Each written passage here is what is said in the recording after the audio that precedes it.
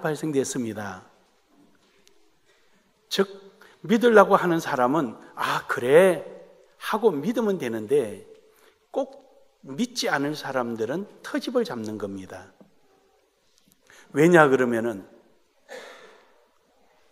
이 구원론에는 죄가 많은 곳에 은혜도 더하고 죄가 있음으로 인해서 선이 드러나는 것처럼 착각을 한 겁니다. 그러니까 죄가 많이 있어야 하나님의 은혜가 엄청나게 크게 보이고 죄로 인하여 하나님의 선함이 나타나는 것처럼 이렇게 논리를 펴는 겁니다. 이것을 알은 사도 바울은 이러한 형태의 모습을 이미 감지를 하고 사도 바울은 자기 스스로 그럴 거에 대한 질문과 답을 하며 오늘 이 말씀을 우리에게 전해주는 것입니다. 6장 1절에서도 보면은 사도 바울은 그럽니다. 그런즉 우리가 무슨 말을 하리요? 은혜를 더하게 하려고 죄에 거하겠느냐? 라고 묻는 겁니다. 은혜를 더하기 위해서 죄 가운데 있어야 되겠느냐? 그럴 수는 없는 것이죠. 하나님의 선이 죄 때문에 드러나고 하나님의 은혜가 죄악 때문에 드러난다면은 하나님의 은혜와 하나님의 선, 그 의가 무슨 능력이 있겠습니까? 우리가 은혜를 받기 위하여 계속 죄 속에 있어야 하고 의로워지기 위해서 죄를 더 많이 득해야 되는 아주 웃지 못할 논리에 모순에 빠지게 되는 것입니다. 해서 사도 바울은 그것이 아니라 이미 우리의 죄는 다 끝나고 이제 부활 이후에 우리의 신앙으로 발전되어 나가야 하느니라. 이 부분을 오늘 본문 말씀 4절에서 6절에 걸쳐 줄곧 6장 속에서 주장하고 있는 것입니다. 사랑하는 여러분, 예수 그리스도는 부활하셨습니다. 부활하셨습니다. 우리는 부활한 모습으로서 살아가는 사람이 되어야 합니다.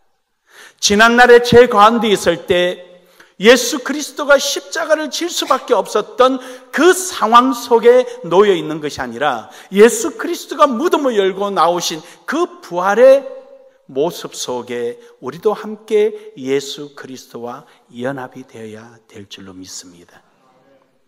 이러므로 여러분과 저는 부활 이후의 신앙으로 날마다 새로워지기를 주의 이름으로 축복합니다. 축복합니다. 그런 신앙은 첫 번째로 옛 사람을 잊어야 하는 것입니다. 오늘 본문 말씀 4절에 보니까 그럽니다. 그러므로 우리가 그의 죽으심과 합하여 세례를 받았으므로 그와 함께 장사되었나니. 기독교에는 두 가지의 중요한 성례전이 있습니다. 그것은 세례며 하나는 성찬식입니다. 아무리 유명한 목사님이 우리 교회에 와 계셔도 우리 당회가 허락하지 않으면 세례식을 할 수가 없습니다. 성례식도 못합니다. 당회가 허락해야 합니다. 그 정도로 이 성례는 기독교에 있어서 굉장히 중요한 역할을 하고 있습니다. 세례에는 두 가지의 의미가 있습니다. 세례를 한다는 것이 그냥 세례를 받음으로 끝나는 것이 아닙니다. 이 세례는요, 이교도들에게도 있었습니다. 이교도들에게도 있었어요. 어떤 단체에 들어가기 위해서 하나의 의식행위를 하는 것이 있었습니다. 세례라는 것이 단순하게 물에 의하여 내가 깨끗하게 졌다라는 이러한 형식적인 내용이 아니라 사실적으로 이 세례는 우리 속에 깊은 의미가 있습니다. 외적인 것이 아니라 실제적인 의미가 있다라는 것이죠. 두 가지가 있습니다. 하나는 씻음을 받았다는 것이고 하나는 연합했다는 것입니다. 오늘 여기 본문 말씀의 4절에 보면 그 말씀을 하십니다. 그러므로 우리가 그의 죽으심과 함께 세례를 받음으로 그와 함께 장사되었나니. 이제 지난날의 내 모습이 없어져 버렸다는 거예요. 깨끗하게 씻음을 받았다는 거예요. 죽었다는 거예요. 옛 모습이 없다는 거예요. 지난날의 김상윤이가 아니라는 거예요. 세례를 받는 그 순간 이제는 나는 김상윤이가 아니라는 거예요. 옛 사람은 다 떠나가고 이제 새 사람으로 되었다는 사실입니다. 사랑하는 여러분, 오늘 이 세례를 통하여서 우리에게 주시는 하나님의 의미는 무엇입니까? 옛것을 잊어버려라. 할렐루야. 지난날에 옛날에 있었던 섭성도 잊어버리고 옛날에 가졌던 꿈도 잊어버리고 나를 위해서 살아가고자 하는 이 세상적인 가치도 다 잊어버리고 이제부터는 새롭게 시작하자. 옛 사람을 벗어 던져버리고 우리는 새 사람이 된 것입니다.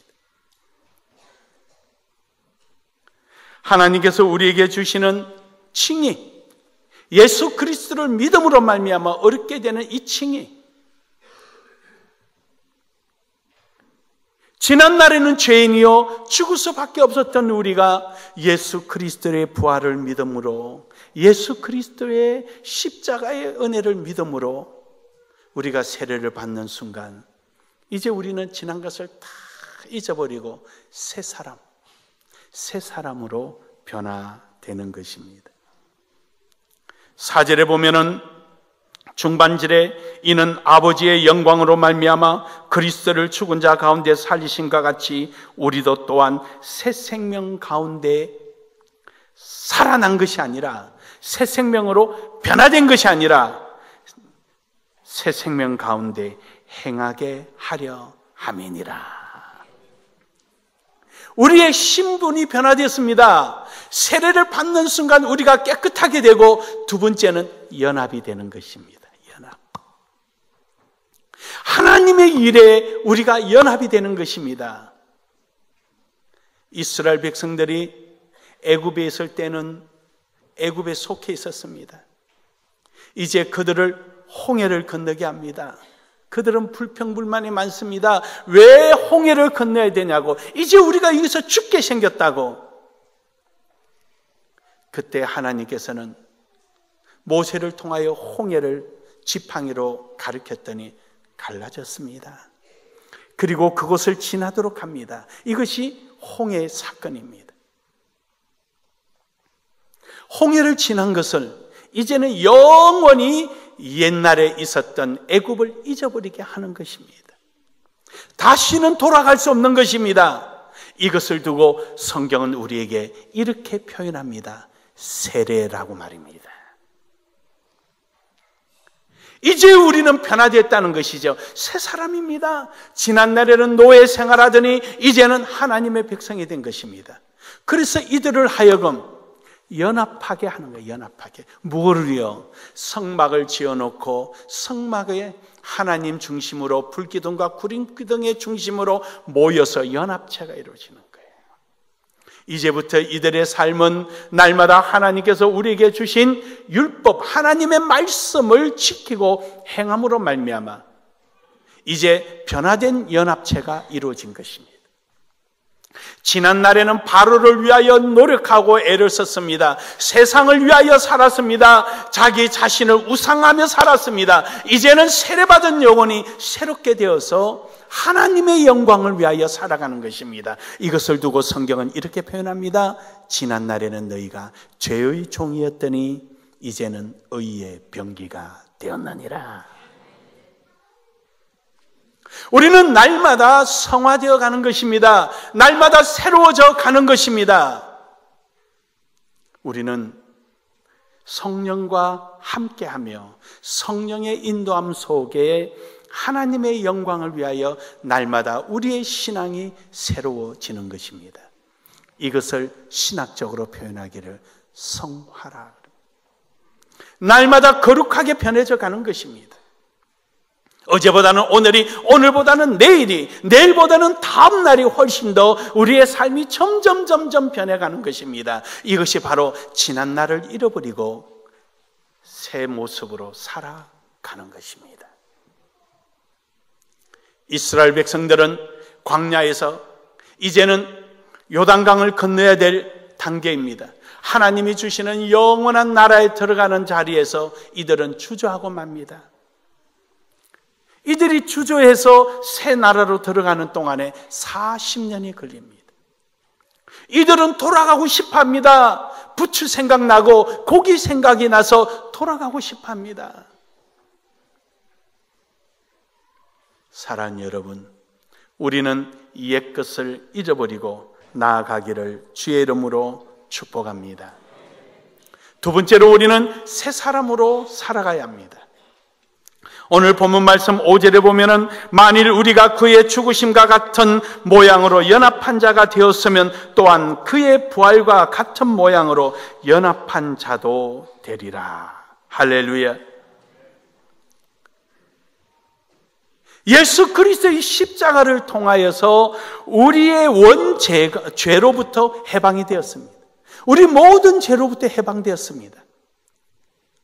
새 사람을 입은 우리는 이제는 해방된 우리는 어떻게 살아가야 되느냐? 무슨 목적으로 살아가야 되느냐? 그리스도의 형상을 이루며 가야 하는 것입니다. 십자가상에서 예수 그리스도의 은혜로 말미암아 우리의 죄가 깨끗이 씻어졌다면 새 사람이 된 오늘 여러분과 제 삶은 날마다 예수 그리스도의 형상을 이루며 가는 것입니다. 이것을 저는 이렇게 표현합니다. 매일같이 우리가 원하든 원하지 않든 하나님 앞에 레포트를 합니다. 하나의 표현이지 성경에 있는 내용이 아니에요. 여러분이 이해하기 쉽게 하기 위해서 하는 말이에요. 근데 우리가 천국에 갔어요. 천국에 갔더니 멋진 그림이 있는 거예요. 보니까 예수님 얼굴이에요. 그 밑에 나눔의 교회, 신나는 거예요. 근데 어떤 그림은 아무리 봐도 저 그림은 해석이 안 되는 거예요. 저 무슨 그림이지? 작가가 누구야? 아무개 집사라 그래. 저 설명 좀 해보십시오. 어떻게 해석해야 되느냐? 여기가 예수님 코고 여기가 입이고. 우리는 아무리 생각해도 그 코도 아니고 입도 아닌데 얼마나 창피하겠습니까? 그의 신앙의 삶이 새로워진 삶이 예수 그리스도의 형상을 닮아가지 못했다는 단편적인 증거가 되는 것입니다. 예수님은 우리에게 너희는 내게 와서 배우라. 나는 온유하고 겸손하니. 어디까지요? 예수 그리스도의 장성한 분량에 이르도록까지 말입니다. 우리는 예수 그리스도의 형상을 닮아가는 새 사람의 삶이 이루어져야 하는 것입니다. 십자가로 말미암아 우리의 죄가 해결됐다면 이제 그 죄를 씻음받은 세례를 통하여서 우리는 연합해 하나님의 영광을 위해서 살아가는 연합해 바로 이 교회라는 공동체 안에 연합이 이루어지는 것입니다. 그래서 세례를 해야 연합이 된 사람을 우리는 교인이라 칭합니다. 그들을 성도, 거룩한 무리들이라 칭합니다. 그들로 하여금 세례를 받으면 교회 안에 명부에, 교회 성도의 명부에 이름이 올라갑니다. 그리고 그들은 교회 안에 결정을 할 때 결정권에 참여할 수 있게 되고 자기의 의사를 표할 수 있으며 거룩한 성찬식에 참여할 수가 있는 것입니다. 왜냐? 그들은 이제 하나님의 거룩한 일에 연합체가 되었기 때문입니다. 이것을 일컬어 성경은 교회라 그럽니다. 머리가 되신 우리 주 예수 그리스도의 지체가 된 예수 그리스도의 몸이 되는 것입니다. 사랑하는 여러분, 여러분과 저의 삶 속에는 날마다 이처럼 새 사람으로 살아가기를 주의 이름으로 축복합니다. 지난날에는 우리가 죄를 멀리 했습니다. 죄를 멀리 하려고 노력합니다. 그러나 새 사람이 된 우리는 의를 통하여서 죄를 이겨 나가는 것입니다. 우리가 선한 일을 하고 의로운 일을 하면은 죄를 정복하는 것입니다. 악을 정복하는 것입니다. 여러분의 발걸음이 지난 과거에 매이지 않고 주신 새 생명으로 하나님의 영광을 위해서 살아가면은 죄가 됐든 악이 됐든 우리는 정복하는 것입니다. 사랑하는 여러분, 오늘도 여러분과 제 삶 속에 하나님이 주신 이 새 생명으로 살아가기를 주의 이름으로 축복합니다. 지난 날에는 우리의 의지로 살아갔지만 이제 세례를 통하여 연합된 우리에게는 우리 속에, 각자 속에 성령의 하나님이 함께 하셔서 여러분과 저를 선한 길로, 의의 길로 우리를 인도해 주시는 줄 믿으시길 바랍니다. 그러므로 우리는 날마다 성령의 충만함을 받아야 합니다. 예수 그리스도의 십자가의 죽으심과 부활의 은혜를 체험한 제자들에게 예수님은 말씀하십니다. 너희는 떠나지 말라. 예루살렘을 떠나지 말라. 너희는 전혀 기도하기를 힘써라. 그러면은 아버지께서 약속하신 그 선물을 너희가 받으리니 바로 성령의 충만함을 입으리라. 예수님의 죽음 앞에 떨며 도망가던 제자들이 이제는 새 사람을 입어서 담대해졌습니다. 그러나 그 담대함은 순간적이었습니다. 그러나 성령이 임하자 성령의 인도함을 받기 시작할 때 그때부터는 이들은 얼마나 담대한지, 로마 병정 앞에서도 또한 장로나 자기를 감옥에 가다 넣을 관리들 앞에서도 떳떳하게 내가 사람을 기쁘게 하랴 하나님을 기쁘게 하랴 아주 담대하게 전합니다. 심지어 스데반 집사는 죽음의 목전에서 날라오는 돌을 쳐다보는 것이 아니라 그는 기쁨으로 주님의 보좌를 바라볼 수 있는 영안이 열리는 역사까지 일어났습니다. 사랑하는 여러분, 새 사람으로 살아가기를 주의 이름으로 축복합니다. 축복합니다. 성령이 인도하는 대로 성령의 음성을 듣고 아멘하며 순종하는 여러분 되기를 주의 이름으로 축복합니다. 세 번째로는 의의 병기로 살아야 합니다. 의의 병기로 산다는 것이 무엇입니까? 하나님의 깊은 곳까지도 통달하신 성령의 하나님께서 내 속에서 나를 주장하시고 인도하심에 대한 아멘하고 순종하는 것이 의의 병기로 살아가는 것입니다. 성령이 나를 인도하는 대로 성령의 계획 속에 아멘하고 순종하는 겁니다. 그것이 바로 우리가 의의 병기로 살아가는 것입니다. 내 뜻과 내 방법과 내 수단대로 살아가는 것이 아닙니다. 내가 설정해 놓은 가치관 속에 매여서 살아가는 것이 아닙니다. 우리는 오로지 사나 죽으나 주의 영광을 위해서, 먹든지 마시든지 주의 영광을 위해서 성령이 나를 이끄는 대로 우리는 살아가는 것입니다. 이것을 성령 충만한 사람입니다. 성령과 관계없이 살아가다 보면은 내 마음이 불안합니다. 그러다가 점점 성령의 음성에 내 귀가 닫혀버립니다. 마치 시장 바닥에서, 그 시끄러운 시장 바닥에서 온갖 소음 소리에 익숙해 있어서 무슨 소리 하든 알아듣지 못하고 듣고 싶은 소리만 귀에 들려오는 것처럼 우리는 점점 성령의 소리보다는 내 기분에 맞춰지고 내 주관적인 소리에, 내가 원하는 소리에 더 관심을 갖기 시작합니다. 점점 성령이 소멸되어 갑니다. 성령과의 교제함이 점점 멀어지기 시작합니다. 그러나 여러분, 성령의 음성에 귀를 기울이고 성령의 음성을 들으려고 애를 쓰고 하나님의 말씀 속에서 성령의 음성을 들으려고 힘쓰고 기도 가운데 성령의 음성을 들으려고 애를 쓰며 내가 오늘도 주님의 주시는 말씀에 따라 순종하고 의의 삶을 살아가고자 애쓰는 현장 속에서 성령의 역사함을 들으려고 애를 쓰는 사람에게 성령은 때로는 세미한 음성으로, 때로는 강렬한 모습으로, 때로는 예기치 못한 상황을 통하여서 나를 깨닫게 해 주시는 줄 믿습니다.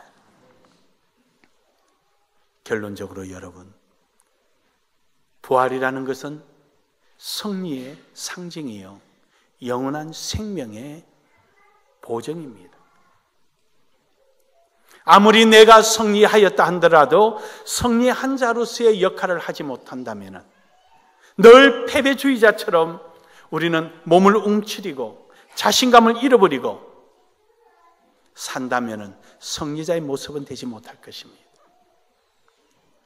내가 영원한 생명을 가진 것을 부활을 통하여 충분히 증명되어 있고 보장되어 있음에도 불구하고 뭘 먹을까, 뭘 입을까, 날마다 두려움 속에 살아가고 날마다 내 염려 속에 살아간다면 그 사람은 결코 생명에 대한 능력을 체험하지 못하고 누리지 못하는 어리석은 자가 될 것입니다.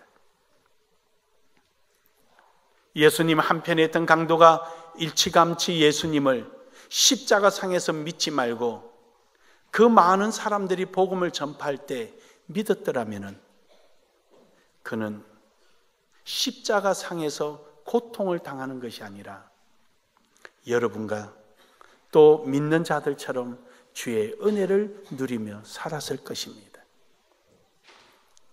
그는 십자가에서 천국을 깨달은 것이 아니라 그는 모든 범사의 천국을 누리며 살았을 것입니다. 오늘 여러분과 제가 한편에 있는 강도처럼 십자가상에서 낙원을 고백하지 않고 오늘 여러분이 이 자리에서 고백하며 앞서 고백하고 살아온 것이 그 강도와 차이점이 무엇입니까? 오늘도 여러분의 수고와 애씀에 하나님의 영광이 있다는 것입니다. 오늘도 여러분이 조그마한 수고도 성령의 하나님은 여러분을 도와주실 것입니다. 여러분의 행한 행위에 하나님은 기억하실 것입니다. 그리고 여러분의 필요할 때 하나님은 또 다른 방법으로 갚아주실 것입니다. 사랑하는 여러분, 오늘 여러분과 저는 부활 이후의 신앙의 삶이 이루어지기를 소원합니다. 그렇게 살아가기를 주의 이름으로 축복합니다. 멋진 주님 앞에 섰을 때 잘했다 박수를 받는 여러분 되기를 주의 이름으로 축원합니다. 축원합니다. 좋으신 아버지 하나님 감사합니다. 귀한 말씀으로 함께 하시고 은혜 주신 것 감사합니다.